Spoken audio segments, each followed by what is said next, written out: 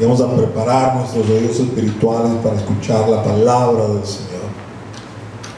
Este mes ha sido un mes para recordar la fidelidad del Señor. Grande es tu fidelidad, hemos titulado la serie de prédicas del mes de enero.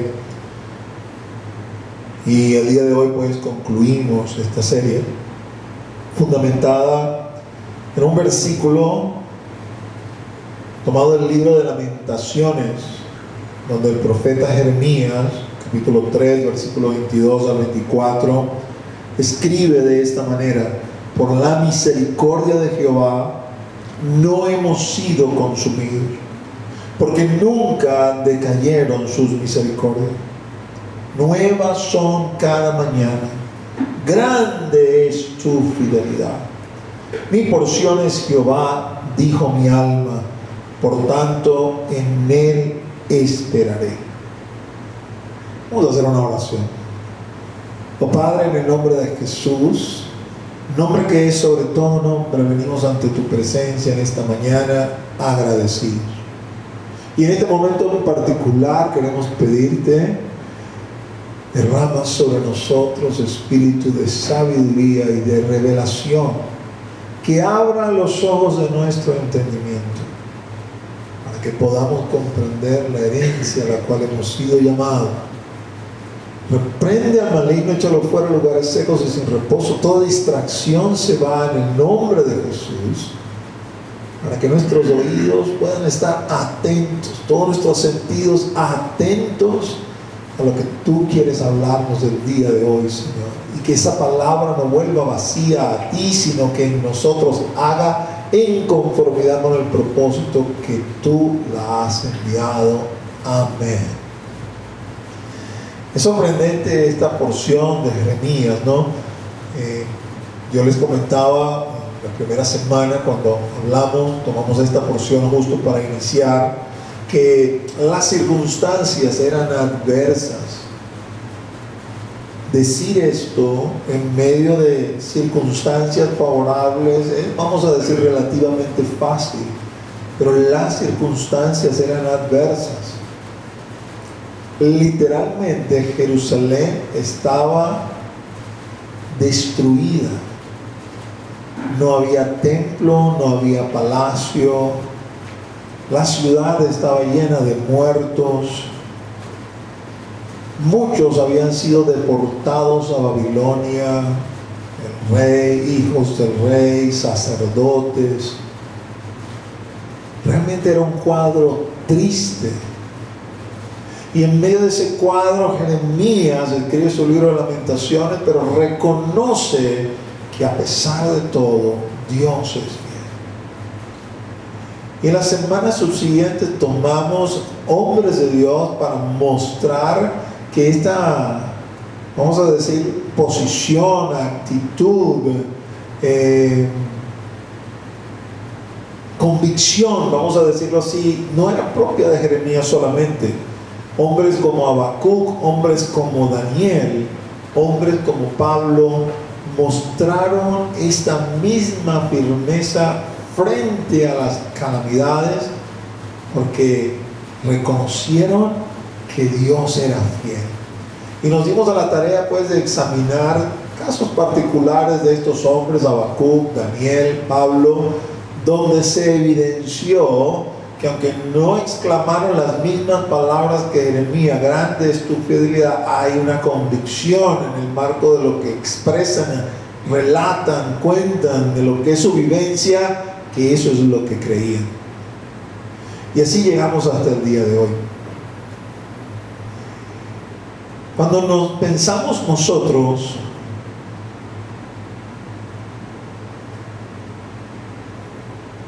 no es tan fácil, vamos a decirlo así, ¿no? Porque,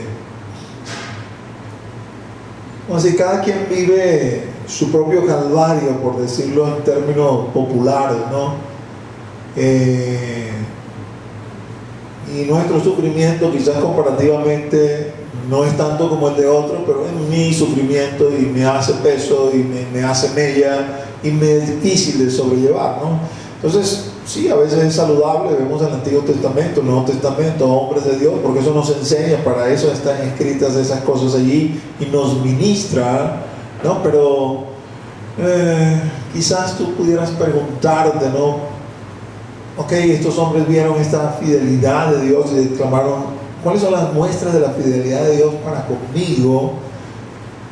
Naturalmente no voy a hablar de una forma personal, ni de mi persona, ni de ninguno de ustedes, porque cada quien tiene su propia historia, su propio testimonio. Tengo que hablar de una manera general, fundamentándome en la palabra, y poder ver si en medio de la palabra hay muestras de esa fidelidad que exclama Jeremías hoy para nosotros. Porque quizás estás abrumado con todo esto de la pandemia, quizás estás abrumado por tu situación económica, quizás estás abrumado por el no poder congregarte y de alguna manera te has enfriado y tienes ahora otros intereses.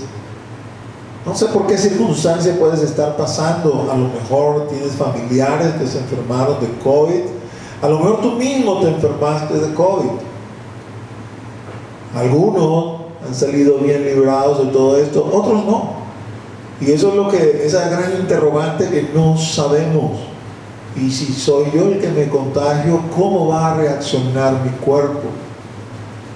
Así que pudieran estar dadas las circunstancias, bueno, para yo preguntarme, ¿cuáles son esas muestras de tu fidelidad para conmigo, de esa grande tu fidelidad, ¿no? Y voy a pedirte que vayamos en la Biblia, al libro de Efesios. Busquemos el capítulo 2.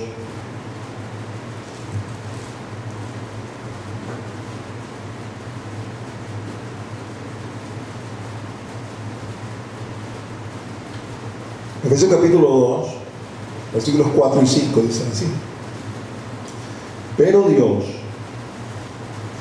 que es rico en misericordia, por su gran amor con que nos amó, aun estando nosotros muertos en pecados, nos dio vida juntamente con Cristo. Por gracia sois salvos.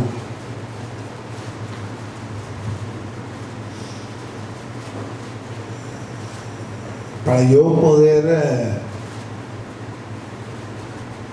ver las muestras de la fidelidad de Dios, vamos a decir en lo particular, en lo que sería mi circunstancia particular, tengo que primero ver esas muestras de la fidelidad de Dios en lo general. Si tú ves las muestras de la fidelidad de Dios en lo particular, pudiera suceder que nuestra reacción delante de Cristo nuestro Señor sea similar a aquella multitud que comió de unos poquitos panes y unos poquitos peces. Una gran multitud de 5,000 comieron. Y quizás pudieron exclamar: oye, grande es su fidelidad. Tuve una necesidad particular de hambre en este momento y Él la satisfizo. Pero al día siguiente, cuando volvieron a buscarle y el Señor les confrontó: ustedes están aquí por el pan que comieron ayer. Es decir, ustedes están aquí para que yo les satisfaga sus necesidades particulares, pero realmente no están interesados en la palabra que yo tengo que decirles, en lo que yo tengo que enseñarles, que va mucho más allá de esas necesidades particulares. Se ofendieron y se fueron. El día anterior habían contemplado un gran milagro que satisfizo algo personal, particular en sus vidas, y al día siguiente le dieron la espalda a aquel que les había mostrado su fidelidad en lo particular, porque cuando los quiso llevar a lo general, cuando los quiso llevar a lo espiritual, lo que es perdurable en el tiempo, no estaban interesados en escuchar. Su único interés es resuélveme lo mío aquí y ahora. Y entonces tú vas a ser mi Dios, y sí, realmente tú vas a ser fiel. Solamente quedaron 12, a los cuales se volteó y les dijo: ¿quieren irse ustedes también? Porque el Señor, Él no necesita de nosotros, nosotros necesitamos de Él. Los 12 lo entendieron, ¿no? Y por eso, cuando te hablo de muestras de su fidelidad, sí, yo puedo hablarte, obviamente te hablaría de mí, que es lo que más conozco, pues todas las veces que el Señor me ha sido fiel en circunstancias particulares, necesidades particulares, y Él ha metido su mano casi que a última hora, pero la ha metido, y hemos visto su fidelidad, mi persona, mi esposa, mi familia. Pero esto que te estoy hablando sobrepasa eso, muchísimo más allá. Y si yo tengo esto claro, no voy a estar viendo tanto si me satisface o no mis necesidades particulares, porque una gran necesidad que yo obviaba que tenía ha sido satisfecha, y ha sido satisfecha por Él antes de que yo supiera siquiera que la tenía. Pero Dios, que es rico en misericordia, por su gran amor que nos amó, aún estando nosotros muertos en pecados, nos dio vida juntamente con Cristo. Su fidelidad para con nosotros, Él la mostró cuando aún nosotros no queríamos nada con Él, vamos a decirlo así, vamos a expresarlo en esos términos. Esa expresión, estando nosotros muertos en pecado, básicamente lo que quiere decir es que no nos interesaba a Dios para nada, más allá de por vivir en esta civilización occidental, pues, ¿no? de eso cultural, de que si Dios quiere, y todo lo que, con lo que te han levantado, ¿no? Todo lo que te han querido sembrar en el corazón, pero que no es otra cosa sino conocer a Cristo según la carne. No es realmente un anhelo o un deseo de Dios, realmente es algo a mi manera, a mi forma y como yo pienso. En esa condición Él dice: yo te amé estando en esa condición, yo te mostré mi fidelidad para contigo cuando tú no merecías ninguna fidelidad en absoluto, porque no habías hecho nada que me dijera a mí, Dios hablando, ¿no? Que yo te tengo que ser fiel. Yo te soy fiel porque quiero serte fiel, porque te escogí antes de tan siquiera tú hicieses algo como para merecer esto, ¿no? Y voy a ser insistente sobre eso, porque muchos de mi audiencia son cristianos, y usted y yo como cristianos nos esforzamos en agradarle, nos esforzamos en serle fiel, pero no fue siempre así, ¿no? Quizás tu memoria no te da tan allá, pero no fue siempre así. Hubo un buen tiempo que vivimos a nuestra forma, a nuestra manera, y nos importaba muy poco lo que Dios pensara o lo que Dios dijera. Si mencionábamos a Dios, era algo solamente cultural para cumplir con el estatus y estar bien con todo el mundo y que no nos vieran con ojos extraños. Pero la verdad es que vivíamos nuestra vida y nuestra parte, y no nos importaba más nada. Vivíamos en nuestros delitos y en nuestros pecados. Dios no estaba en nuestra agenda, pero Él nos escogió. Y habiéndonos escogido, nos dice: te mostré mi fidelidad en que, estando tú en esa condición, yo decidí querer salvarte. Y esto lo define, o lo encierra, lo enmarca en lo que Pablo aquí dice: su gran amor con que nos amó, pero que Juan lo va a expresar de esta manera. En la primera de Juan, capítulos 4, versículos 9 y 10, Juan lo va a decir de esta forma: en esto se mostró el amor de Dios para con nosotros, en que Dios envió a su Hijo unigénito al mundo para que vivamos por Él. En esto consiste el amor, no en que nosotros hayamos amado a Dios, sino en que Él nos amó a nosotros y envió a su Hijo en propiciación por nuestros pecados.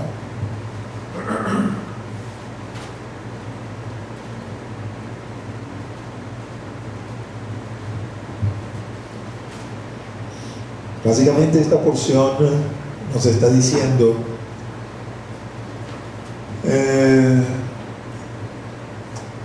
permíteme expresarlo de esta manera, ¿no? El hombre, género humano, tiene muchas necesidades que deben ser resueltas, pero la principal necesidad que debe ser resuelta es el pecado. Y Dios, sabiendo esto, Dios sabiendo que si Él no intervenía, irremisiblemente estábamos perdidos, pero no solo sabiéndolo como que intelectualmente sabe algo, sino como que con el corazón está involucrado en esto, porque cuando Pablo y Juan lo escriben, no lo relacionan con el evento intelecto, ¿no? Como que esto es lo que conviene, esto es lo que es mejor, sino con el elemento corazón, la parte de emoción, la parte de sentimiento, la parte de conectividad, y lo pone con la palabra amor, con el gran amor que nos amó. Y Juan lo dice: Dios mostró su amor para con nosotros, y mostró su amor para con nosotros enviando a su Hijo unigénito. La iglesia a veces pierde esto de perspectiva, ¿no? Pierde esta perspectiva. Como les digo, pues nosotros los seres humanos tenemos muchas necesidades, ¿no? Y la iglesia es movida a misericordia para tratar de cubrir estas necesidades. Las personas de la calle, los huérfanos, los enfermos. La verdad es que es gracias a los principios cristianos que la civilización ha llegado hasta donde está, en cuanto a hospitales, en cuanto a centros de educación, en cuanto a muchas mejoras. Para nosotros como seres humanos ha estado fundamentado en la palabra de Dios y en el querer movernos en esa dirección, que no es otra sino la dirección del reino, a la cual no vamos a llegar totalmente hasta que Él no aparezca, pero es inherente a nosotros como cristianos. Pero la iglesia no puede perder de vista, esa no es mi principal tarea, porque si yo hago eso pero fallo en esto, entonces he dejado de ser iglesia, que es la representante del Señor acá en la tierra.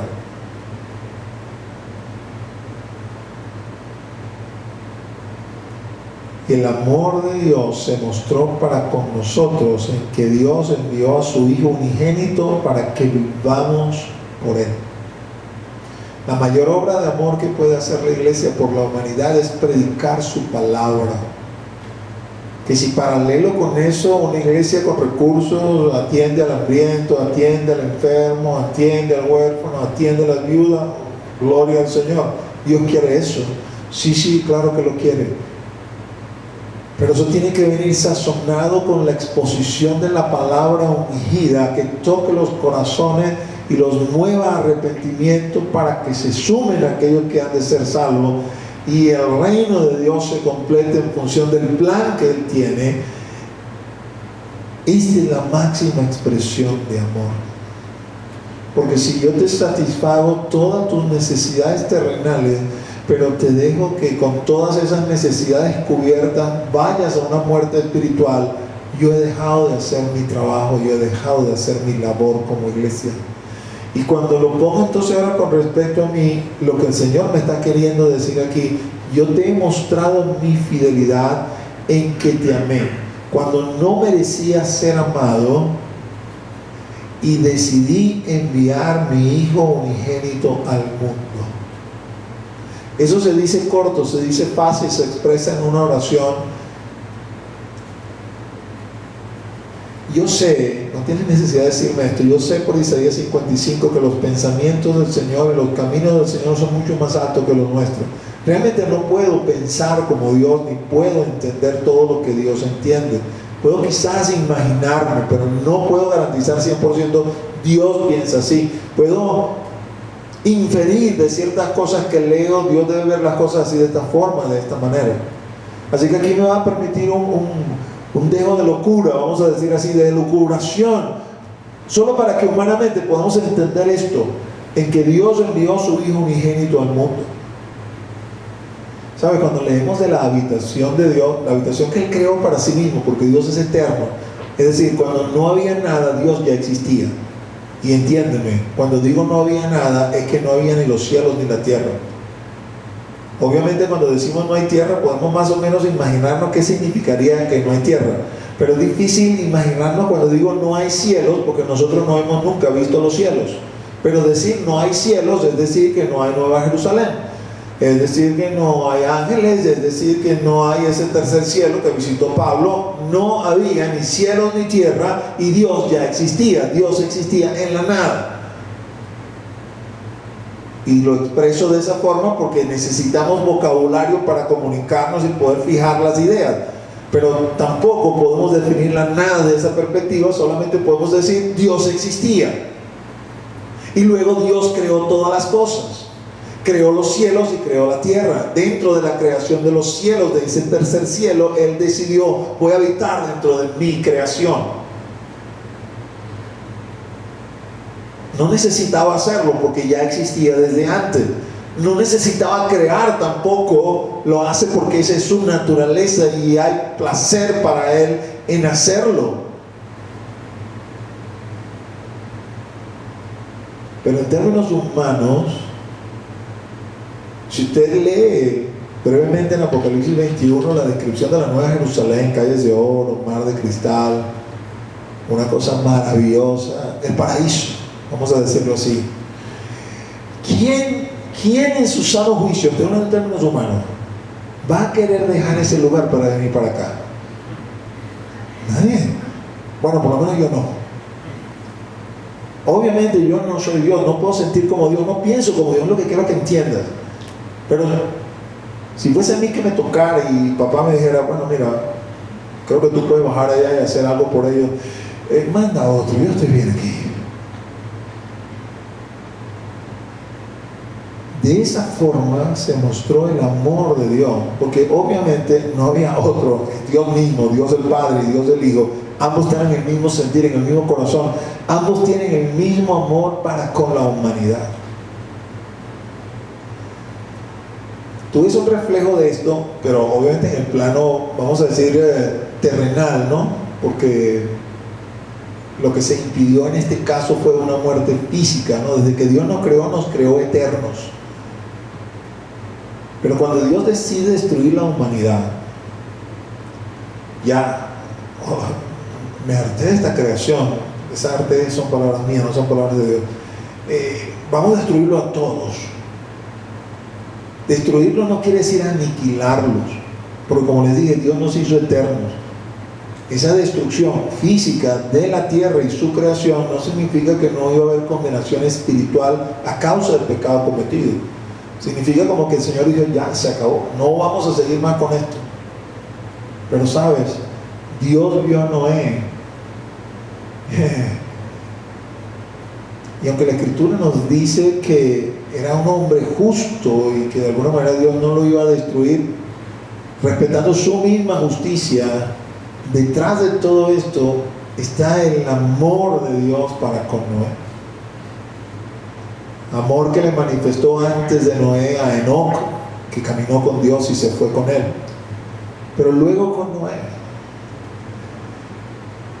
Dios nos ha amado de la misma forma que amó a Noé, y entendiendo que sus juicios tienen que ser ejecutados, Él nos escogió, a nosotros nos escogió, la iglesia nos escogió, nos predestinó, nos justificó, nos glorificó, así como nos dice Romanos capítulo 8, y Juan nos explica, en esto se muestra el amor de Dios para con nosotros, en que Dios envió a su Hijo unigénito al mundo. El hecho de que Jesús anduviese entre nosotros, que el verbo se hubiese hecho carne, es la expresión máxima, sumo del amor de Dios para con la humanidad. Literalmente Dios habitando en medio de nosotros, pero no en su cuerpo celestial, sino en un cuerpo humano igual que nosotros. Pero no solamente dice que se muestra así el amor, ¿no? Porque pudiera simplemente ser eso, ¿no? Yo te he mostrado mi amor, que he caminado en medio de ustedes, y me vieron caminar en medio de ustedes y no hicieron absolutamente nada. Es que Él sabía que no podíamos hacer absolutamente nada por causa de esta enfermedad llamada pecado, y luego dice, en esto consiste el amor, no en que nosotros hayamos amado a Dios, sino en que Él nos amó a nosotros primero y envió a su Hijo en propiciación por nuestros pecados. Es decir, no vino solamente a andar en medio de nosotros, vino a pagar el precio de nuestro pecado. Por el gran amor con que nos amó, en palabras de Pablo, aún estando nosotros muertos en delitos y en pecados, nos dio vida juntamente con Cristo, porque por gracia sois salvos. ¿Cuáles son las muestras de tu fidelidad? ¿Por qué grande es tu fidelidad para conmigo? Si te estás preguntando eso.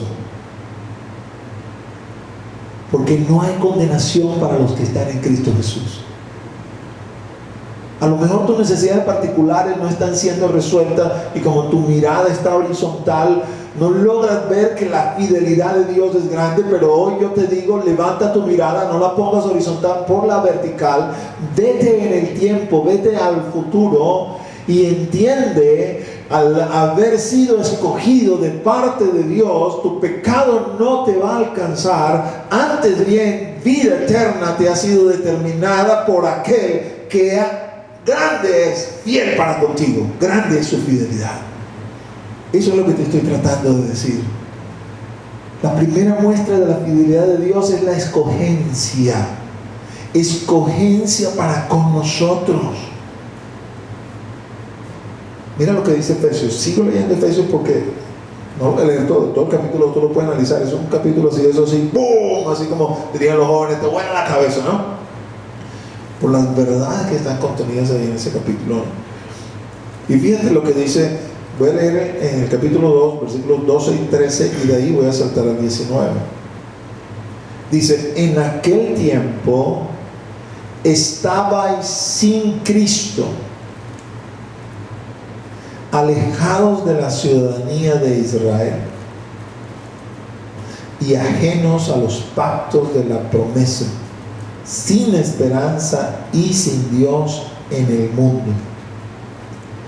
Pero ahora en Cristo Jesús, vosotros que en otro tiempo estabais lejos, habéis sido hechos cercanos por la sangre de Cristo.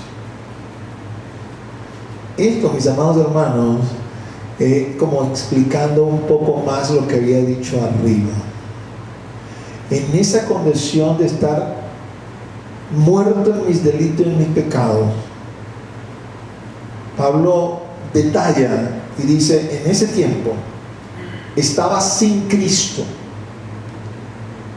Aquí me quiero detener un poco, ¿no? Porque lo que hace difícil la evangelización en un país como el nuestro es que todos se consideran cristianos.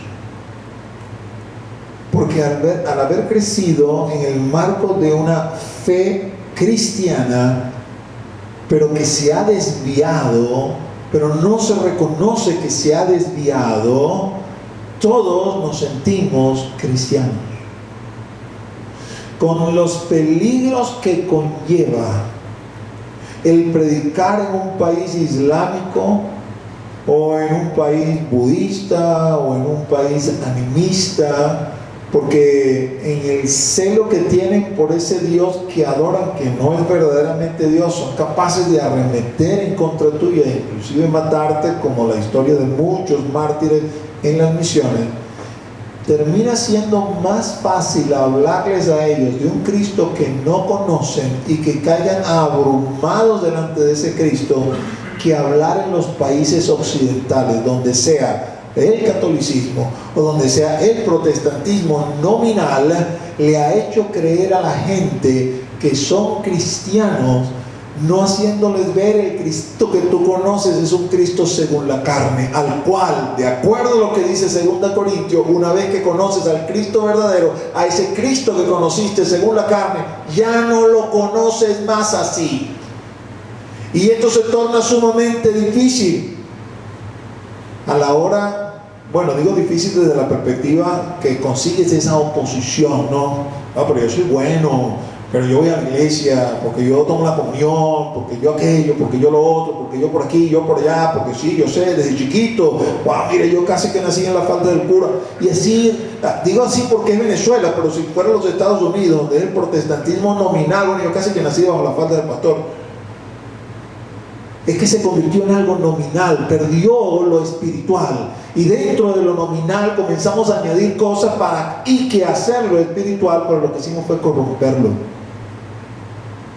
Sí, tú y yo, viviendo en un país como este, o en un país protestante nominal, vivíamos sin Cristo. Aunque nuestros padres nos hubiesen llevado a la iglesia a hacer la comunión, la confirmación y todo, vivíamos sin Cristo, porque ese Cristo que nos habían presentado no es el Cristo de la Escritura, no es el Cristo bíblico, no es el Cristo real. Y antes de que me apedreen, te voy a decir como una vez le dije a alguien predicándole, una persona católica, y me esgrimía su catolicismo, y yo le decía, ¿tú eres católico? Sí, yo soy católico. Y tenemos cierta confianza, ¿no? Entonces les dije, no te vas a poner bravo por lo que te voy a decir, pero ¿por qué tú te emborrachas todos los fines de semana? Porque yo tengo entendido que también para la iglesia católica los borrachos no entran al reino de los cielos. Y te voy a decir otra cosa, y perdóname que te lo diga, pero yo conozco que tienes una amante que no es tu esposa. Tengo entendido que también en la iglesia católica el adulterio es uno de los pecados terminales, fatales, ¿no? En esta argumentación que tenemos, tú católico, yo evangélico, estamos perdiendo de vista lo fundamental, porque cualquiera que hace este tipo de cosas no es cristiano y tampoco es católico. La persona no pudo responder nada, se quedó callado. Pero esto es lo que usualmente pasa. Nos creemos que somos algo que realmente no somos, porque es que ni siquiera las directrices de esa iglesia que están ajustadas a la Escritura las seguimos. Estábamos sin Cristo. Y luego dice, alejados de la ciudadanía de Israel. Y esto no tiene nada que ver con los judíos. Esto tiene que ver con el pacto, con la promesa. El Señor nos ha hecho ciudadanos del reino de los cielos. Esto, cuando dice ciudadanía de Israel, se refiere a la ciudadanía del pueblo de Dios. Usted y yo, antes de conocerle en espíritu y en verdad, estamos alejados de esta ciudadanía. Dice, ajenos a los pactos de la promesa. Literalmente, aquí lo resume, sin esperanza y sin Dios en el mundo. Es decir, mis amados, vamos a ponerlo en términos de una de las parábolas del Señor, la parábola del rico y Lázaro. Si nuestra vida aquí se parece a la vida del rico, es decir, todas nuestras necesidades están cubiertas, hay suficientes recursos para que cualquier cosa que se presente la podamos resolver, tenemos una buena vida, porque por añadidura, en el caso del rico, pues, se gozaba también de buena salud, cosa que no le sucedía a Lázaro. Desde la perspectiva de que lo veamos, era una vida satisfactoria, una vida que cualquiera de nosotros anhela y desea, viéndolo estrictamente en un plano terrenal.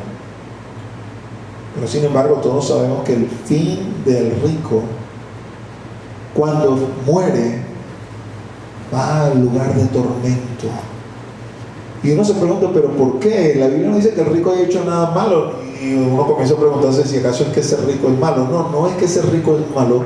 Lo que es malo es que tengas tu corazón en las riquezas, que las riquezas sean tu Dios. Porque esa es otra cosa, ¿no? Si tú ves a alguien por ahí que se le arrodilla una estatua o que le reza una virgen o algo por acá, tú le dices, no, pero eso es idolatría. Y podemos quizás debatir con respecto a eso para mostrar que en efecto sí lo es. Pero la verdad es que nosotros seguimos teniendo ídolos, solo que le cambiamos los nombres. Tu ídolo dinero, tu ídolo trabajo, tu ídolo esposa, tu ídolo hijos. Y así puedo seguir mencionando, aún dentro del ministerio, tu ídolo el ministerio. Todo aquello que se coloque en el corazón por encima del lugar que le corresponde a Dios, que es el primero, eso es una idolatría. Y si somos idólatras, en este caso ricos, idólatras del dinero, estamos en esta condición sin esperanza y sin Dios en el mundo. Esa era nuestra condición anterior. En esa condición donde éramos ciegos y no había absolutamente nada que pudiera abrirnos los ojos, en esa condición Él nos amó. Su fidelidad es grande porque Él decidió rescatarnos estando nosotros en esa condición. Y fíjense lo que dice el versículo 19. Así que ya no sois extranjeros ni advenedizos, sino conciudadanos de los santos y miembros de la familia de Dios. Mire, amado, a lo mejor usted no tiene que comer, a lo mejor usted está enfermo, no sé, a lo mejor su situación económica es terrible, está, no sé, a punto de echarlo de su casa, toda una serie de cosas que no son buenas, obviamente, y que son desagradables y que causan un gran estrés y causan una gran presión y que la verdad que pudieran hacer perder la fe a cualquiera, ¿no? Pero cuando usted tiene la mirada puesta en Jesús, no hay nada que lo pueda mover del lugar que usted sabe que ocupa. Mira, yo puedo quizás tener toda esta situación, todos estos conflictos, pero yo sé quién soy.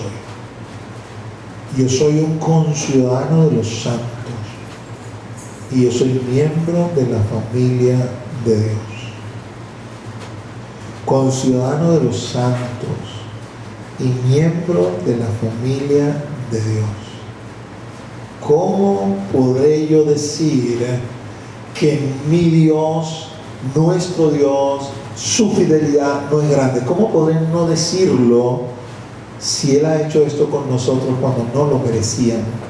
Hoy en día tú y yo, cristianos genuinos, convertidos, bautizados, nacidos de nuevo, procuramos serle agradable. Ya le conocemos, ya sabemos lo que Él hizo, nos esforzamos en esa dirección. Pero Él no nos amó en ese momento, Él nos amó antes. Antes, cuando andabas en tus fornicaciones, antes cuando andabas en tus idolatrías, antes cuando ibas a tus brujos, antes cuando ibas a la montaña de Sorte, antes cuando andabas en tus borracheras, antes cuando andabas en tu drogadicción, antes cuando andabas por ahí asesinando personas o andabas por ahí robando gente. Él te amó y envió a su Hijo unigénito a morir por ti para que a través de esa muerte tú pudieras tener vida. Y en el momento indicado, en el momento que Él estimó que era lo oportuno para ti, se te metió en el camino. Ciego, abre los ojos que estoy aquí para ti. Y en ese momento, como escamas se te cayeron y viste lo que jamás habías visto y le reconociste como lo que Él es y comenzaste a caminar en este nuevo camino donde quizás se te están presentando necesidades, pero antes de que dudes si Él es fiel o no por las necesidades que tienes ahorita, por la situación económica que tienes ahorita, o por la enfermedad que tienes ahorita, o por la adversidad que tienes ahorita, y comiences a poner en tela de juicio todo lo que Él ha hecho por ti, alto, detente, voltéate, mira el origen, mira el inicio y reconoce que grande es su fidelidad. Porque no tenía por qué escogernos. ¿Sabes? La Biblia, cuando habla de la salvación, en alguna de sus parábolas el Señor la presenta como dos caminos. Dice que hay uno ancho, espacioso, donde muchos entran. Ese camino conduce a la perdición. Por el contrario, hay uno pequeño, angosto, estrecho, pocos lo hallan, dice, ese es el que conduce a la salvación. Y en algún momento te he hablado, no voy a volver a hacer el cálculo, ¿no? Pero te puedo referir a las prédicas que tienen que ver con la parábola del sembrador para mostrarte que si somos, vamos a decir, bastante flexibles, por decirlo así, y bueno, ya me conocen que como profesor de matemática me gusta meterle número a todo, ¿no? Podemos andar por allí como que del 100% de la humanidad solamente un 17%, ¿no? Si los números son conservadores, podría ser menos en realidad, son los que vamos finalmente a alcanzar ese camino y trazar esa senda. Si eres parte de ese 17%, ¿cómo no vas a reconocer que su fidelidad es grande? ¿Sabes? Hay un 83% de la humanidad que el Señor decidió no escoger. Un 83% de la humanidad que siguen sin Cristo, alejados de la ciudadanía de Israel, alejados de las promesas, de los pactos, sin Dios y sin esperanza en este mundo. Aunque esté pasando necesidad, aunque esté en medio de tribulación y de angustia, tengo que seguir reconociendo su fidelidad es grande, porque el bien más preciado que tengo, que es la salvación que Él me ha concedido, lo sigo teniendo. Cuando lees el Salmo 51, ves cuál es la gran angustia de David. Cuando el profeta Natán lo conmina y le hace ver su pecado de adulterio, su pecado de asesinato, y él se arrepiente y Natán le dice, Dios te ha perdonado. Él expresa lo que hay en su corazón escribiendo un salmo, el Salmo 51, y le dice al Señor, no quites tu Santo Espíritu de mí, vuélveme el gozo de tu salvación. ¿Me quieres quitar el reinado? Me lo merezco, quítame el reinado. ¿Me quieres quitar las esposas? ¿Me quieres quitar los hijos? Me lo merezco, quítalo. ¿Me corresponde ser un pordiosero en la calle? Vamos a darle, me lo merezco. Pero no me retires tu espíritu, no me retires tu salvación.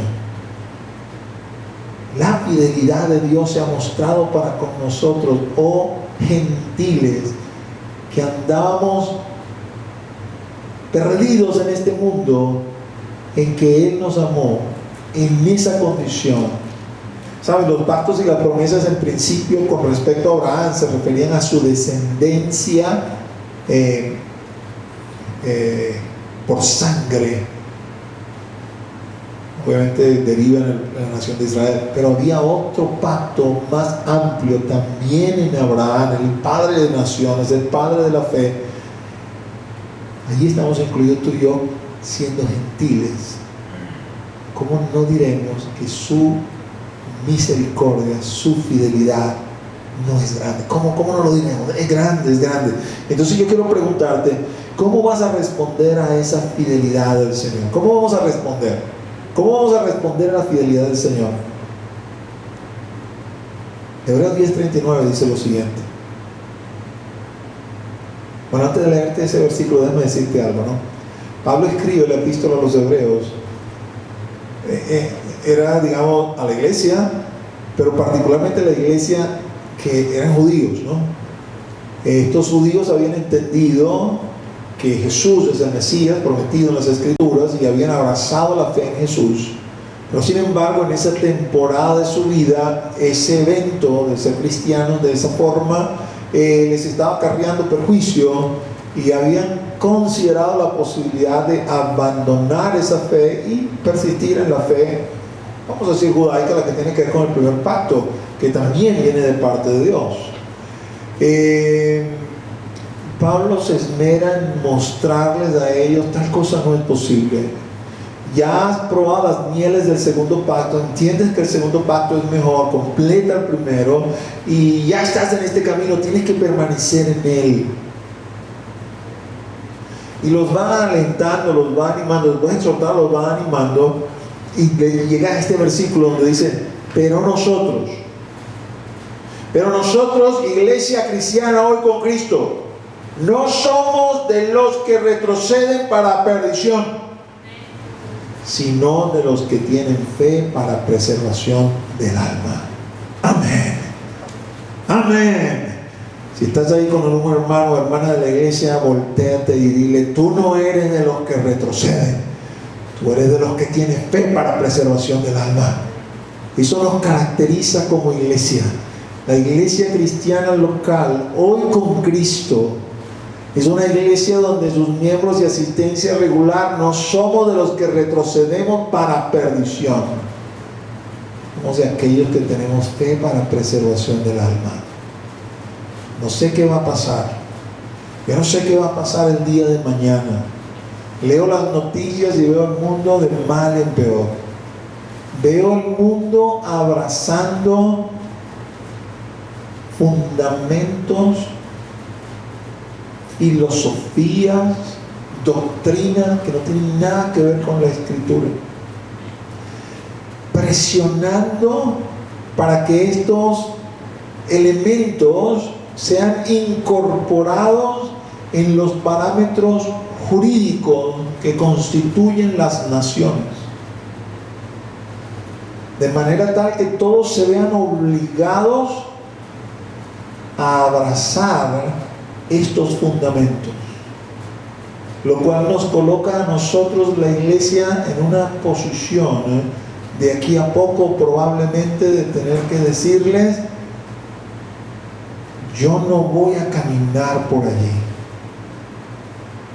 Y la civilización que por siglos ha tenido fundamentos judeocristianos que la han sostenido, se comienza a ver socavada para introducir otros fundamentos que no son bíblicos, pero en el deseo de estas personas como que de no perder o de entrar en el status quo, no es que queremos decirles que ellos no estén, no, es que queremos decirles, cambien su Biblia, cambien sus normas, cambien sus reglas, porque yo quiero ser un fulano de tal cristiano. Es algo paradójico porque ambas cosas se repelen, ¿no? Son como que si usted tuviese dos imanes con el mismo polo, se van a repeler. No es posible que tengas esta filosofía, esta doctrina, y también quieras estar parado, fundamentado sobre la doctrina o los fundamentos judeocristianos que están claramente en la Escritura. ¿Qué te quiero decir con eso? Que en la medida que vaya avanzando el tiempo y se vaya acercando la venida del Señor y el mundo se desate más en su locura, el mundo se desate más en su pecaminosidad y en sus deseos de hacer las cosas como a ellos les parece, sin tomar en cuenta a Dios, este versículo tiene que resonar en nosotros. Usted y yo no somos de los que retrocedemos para perdición. ¿Sabes? Esto va a llegar a una presión tal, de acuerdo a lo que dice Apocalipsis en el capítulo 13, que cuando este sistema totalmente antibíblico esté instaurado y tenga una propagación mundial, si usted y yo no queremos caminar bajo esos nuevos principios que van a regir a la humanidad, sencillamente no vamos a poder comprar ni vender. Es decir, vamos a ser excluidos del sistema económico, parias de la sociedad, a ver cómo se alimentan, a ver cómo subsisten, a ver. Pero si ese es el precio que hay que pagar para seguir a Cristo, porque aunque esto se convierta en mayoría y esta mayoría tiranice a la minoría, esta minoría, no por ser minoría ni porque somos lo que somos, sino porque su fundamento es la palabra de Dios, y Dios no se equivoca, en su debido momento Dios se mostrará y le enseñará a todos que Él tiene razón, que Él es quien es. El trasfondo de esas palabras que están escritas en Filipenses, que dice que cuando Él se manifieste, toda rodilla se doblará. Todo esto que colocaron este fundamento totalmente antibíblico, perverso, corrupto, únicamente lleno de sus pasiones y sus deseos, no podrán hacer otra cosa sino que doblegar su rodilla. Y no solamente eso, toda boca confesará que Jesús es el Señor. Por eso usted y yo, aunque el mundo se caiga a pedazos, nuestro mundo se caiga a pedazos, no somos de los que retrocedemos para perdición, sino de los que tenemos fe para preservación del alma. ¿Cómo podemos hacer esto? Bueno, la Escritura dice en Romanos que yo debo renovarme por medio de la transformación de mi entendimiento. Así que aquí te voy a dar un consejo. Le voy a pedir a los músicos que pasen. Solamente te voy a dar un consejo, no voy a profundizar en esto. Como tú te consideres, así vas a vivir. Y yo te recomiendo que te consideres de esta forma como lo expresa Pedro. Amados, yo os ruego como extranjeros y peregrinos que os abstengáis de los deseos carnales que batallan contra el alma. Tú y yo en esta tierra somos extranjeros y peregrinos. Estamos de paso, no estamos en casa, vamos a casa. Cuando tenemos eso claro, cuando tenemos eso cierto en nuestro corazón, nada nos va a mover de la senda, porque no tenemos nuestra mirada en el éxito aquí en la tierra. Tenemos nuestra mirada puesta en el tesoro que estamos acumulando allá arriba en el cielo. Cuando tenemos esa mirada puesta allá, mis amados, tenemos unas, vamos a decir, fuerzas diferentes o renovadas para pelear cualquier lucha, cualquier batalla. Porque sabemos a dónde vamos, sabemos en quién hemos creído, sabemos quién es el que se va a manifestar. A lo mejor hay detalles que desconocemos antes, después de la tribulación, milenio, para acá, toda la serie de discusiones escatológicas que usted ya conoce. Pero independientemente de eso, y no lo estoy menospreciando, usted sabe que yo amo eso y soy amante pues de la escatología y me gusta participar en esos debates. Pero el elemento central es la manifestación visible de Cristo. Todas las corrientes escatológicas finalmente van a coincidir en eso. La manifestación visible de Dios, del Rey, en medio de nosotros. Esto es una realidad. Así que tenemos nuestra mirada puesta en eso. Tengo carencias aquí. Me toca ser, no sé, vamos a ponerlo en términos bíblicos, me toca ser como Juan el Bautista, como Elías. Me toca ser como Daniel. Oye, Daniel me parece más peligroso, ¿no? Hay un corazón que no me seduzca con toda esa riqueza, con todos esos placeres, con todo eso alrededor, ¿no? El punto es que independientemente de la esfera que me toque acá en la tierra, aquí estoy de paso. Esta no es mi casa, voy a casa. Y así que quiero concluir el día de hoy esta palabra que he traído para ti con una lectura del libro de Apocalipsis, en el capítulo 15, versículos 2 y 3. Esto lo hemos leído ya antes, ¿no? Esto entra en el marco del galardón. Y quiero que metas esto en tu corazón. Tú, hermano o hermana, miembro de esta iglesia, que no eres de los que retroceden, sino de los que tienen fe para preservación del alma, a ti y a mí nos espera esto. Vi también como un mar de vidrio mezclado con fuego, y a los que habían alcanzado la victoria sobre la bestia y su imagen y su marca y el número de su nombre, en pie sobre el mar de vidrio, con las arpas de Dios, y cantan el cántico de Moisés, siervo de Dios, y el cántico del Cordero, diciendo: grande y maravillosas son tus obras, Señor Dios Todopoderoso.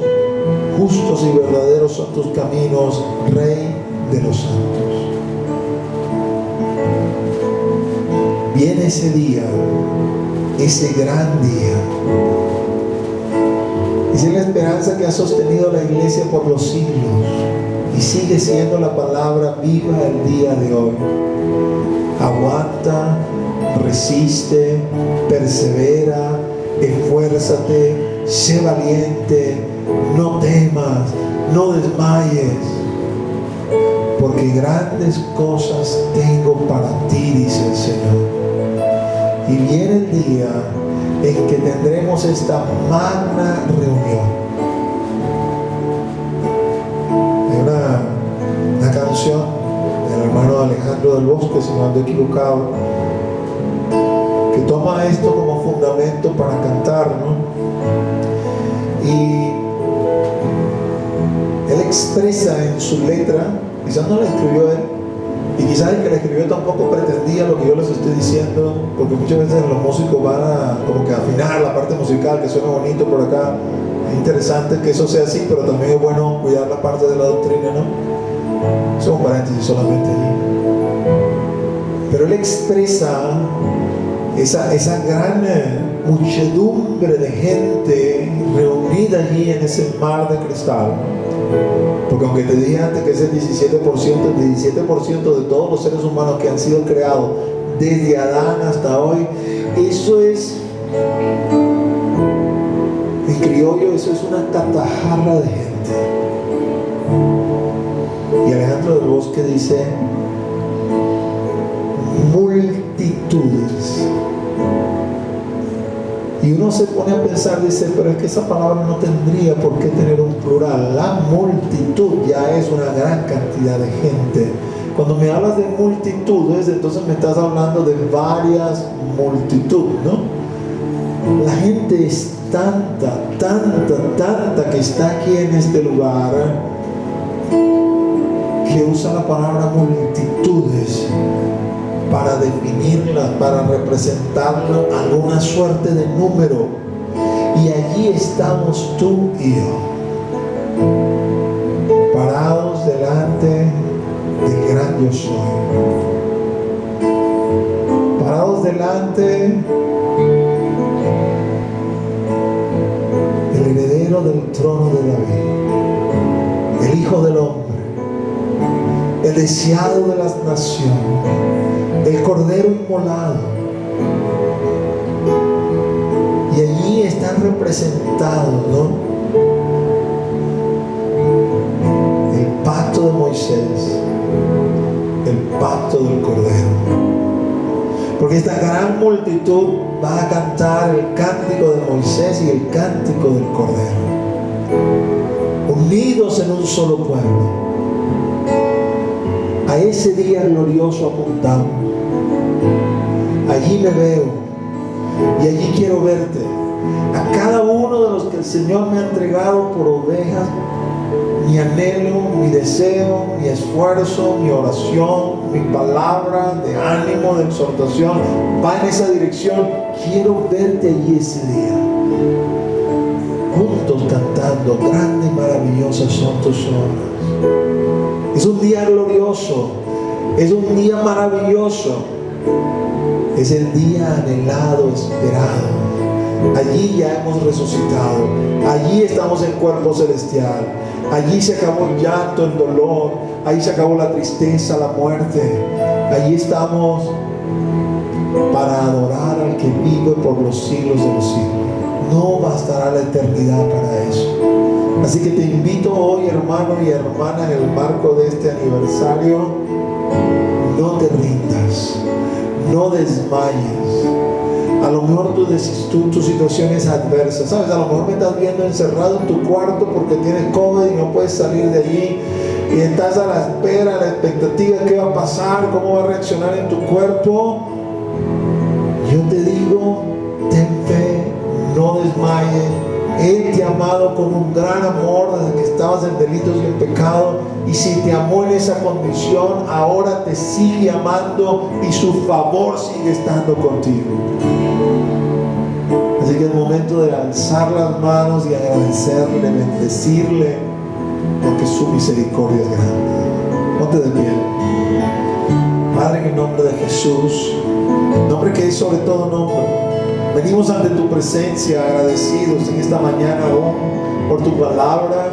Y te rogamos, Señor, que tú avives esa palabra en nosotros, Señor. El fuego no se apague, Señor. Aunque los demás se olviden de tu ley, aunque los demás te desobedezcan, aunque los demás no te quieran escuchar, aquí estaremos nosotros, Señor. Nosotros, Señor, nacimos para servirte. Nosotros nacimos para adorarte. Hemos sido consagrados en tu altar, Señor. Hemos sido dedicados a ti, Señor, y así permaneceremos hasta el final. Así estaremos hasta el final, Señor, aunque el mundo se olvide de ti, te dé la espalda y se olvide de tu ley y se olvide de tu palabra y de tu fundamento. Nosotros permaneceremos fieles. Estaremos siempre aquí, Señor. Queremos escuchar tu voz. Queremos serte fieles hasta el final. Queremos caminar de la mano contigo, Señor. Aunque más nadie quiera hacerlo, nosotros lo haremos, Señor.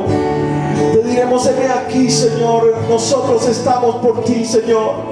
Heme aquí, Señor. Envíanos a nosotros, Señor. Somos tu pueblo, somos tus hijos. Somos tu casa, Señor. Tú eres fiel y grande es tu fidelidad. Y algún día estaremos allí, Señor, disfrutando de esa gloria, contemplándote, admirados de tu belleza, de tu hermosura, inquiriendo en tu templo y cantando y adorándote con ese cántico de Moisés, con ese cántico del Cordero, reservado para nosotros solamente, Señor. Las otras criaturas escucharán el canto y dirán: ahí vienen los hijos del Rey, ahí vienen los hijos de Dios, los que han vencido, los que han lavado sus vestiduras en la sangre del Cordero. Óyelos como cantan, óyelos cantando el cántico de Moisés y del Cordero. Oh, aleluya, aleluya, aleluya. Santo, santo, santo. Gracias, Señor, gracias, Señor, gracias por tu bondad y tu misericordia. Vamos a alabar juntos al Rey. Aleluya.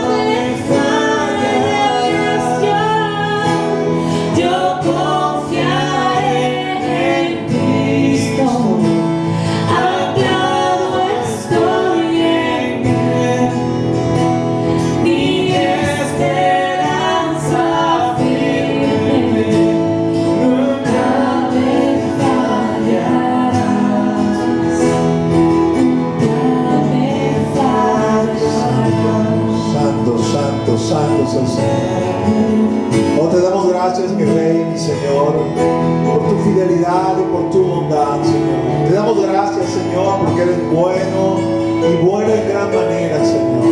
Gracias, Señor, por ministrarnos. Gracias, Señor, por acercarte a nosotros. Gracias, Señor, por escogernos, por habernos salvado y por habernos rescatado. Gracias, Señor. Ayúdanos a permanecer firmes y fieles a ti por siempre y para siempre.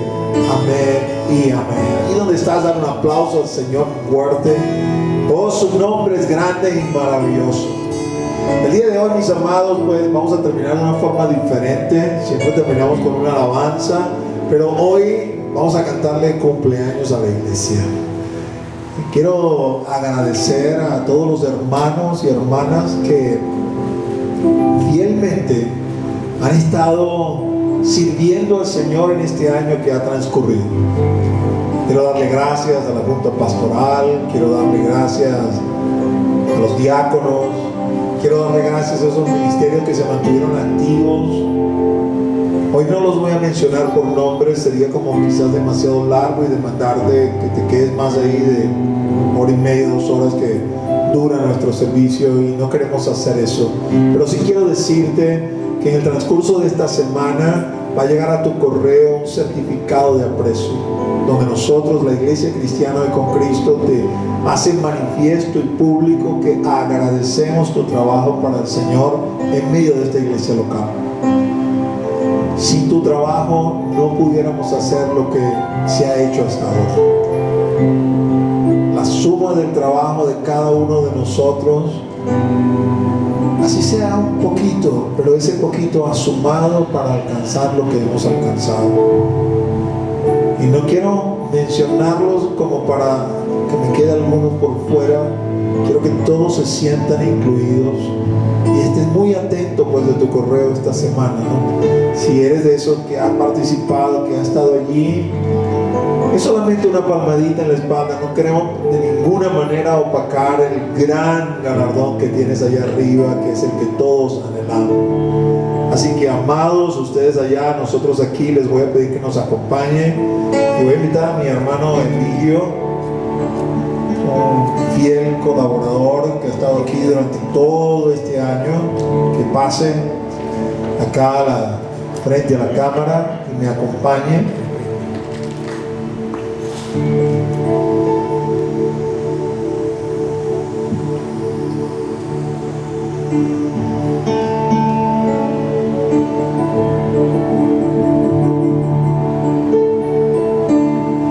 La cara a la cámara.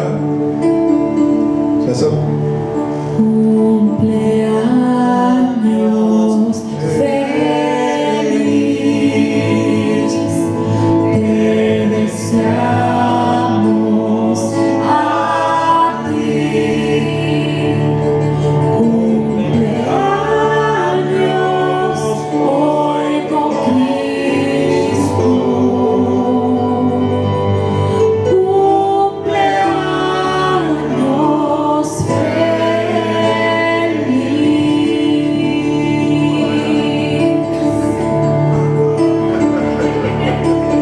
Gloria a Dios, gloria a Dios. Aleluya. Amados, les esperamos la semana que viene por esta misma vía para una nueva emisión del servicio dominical. Les extrañamos en demasía. Estamos orando al Señor para poder estar de vuelta pronto acá en local. Dios les bendiga, Dios les guarde y los conduzca siempre por caminos de rectitud. En el nombre de Jesús. Amén.